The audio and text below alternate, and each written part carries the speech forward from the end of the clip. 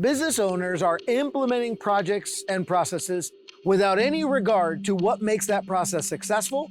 They've not taken time to determine what success looks like and how much money should be invested and whether the process should be repeated. There's a tool that I've been using in my business for several years that helps me implement processes and projects in the most effective and efficient manner, and I'm going to teach that to you right now. As a business owner, one of the tragic things that I see is that business owners are not evaluating, debriefing, and determining whether the things that they're doing have the desired results that they expected. Business owners are rarely setting expectations up front for the processes and projects that they're implementing. So, first step in implementing any new project is to determine what do you expect for that project.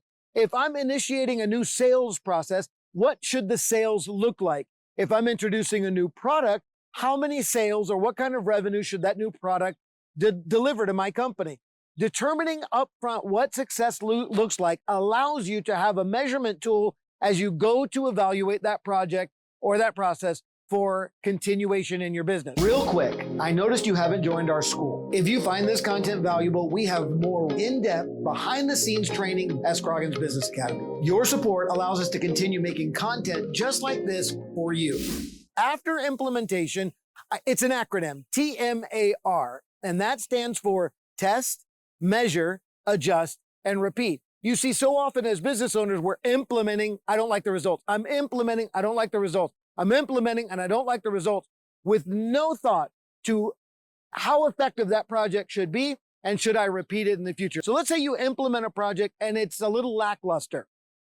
That's the test. You implement and you evaluate. What did it look like? How did it go in the market? What was the effectiveness? What were my results? So you're testing, you're measuring against a predetermined set of expectations. I expect this new product to do $500,000. It is $300,000. That's the measurement. If it doesn't meet your expectations, you implement A, which is adjust. What are the things about the project that need to be adjusted? Maybe the marketing needed more emphasis. Maybe the target needs to be different. Maybe the niche needs to be adjusted. Maybe the product or process or service needs to be tweaked in order for it to hit in the marketplace the most effective way possible. And then last is R, which is repeat. You repeat it again. In my business, I repeat 3 times before I abandon ship.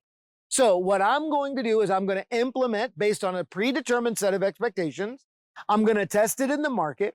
I'm going to measure its effectiveness against my predetermined set of expectations.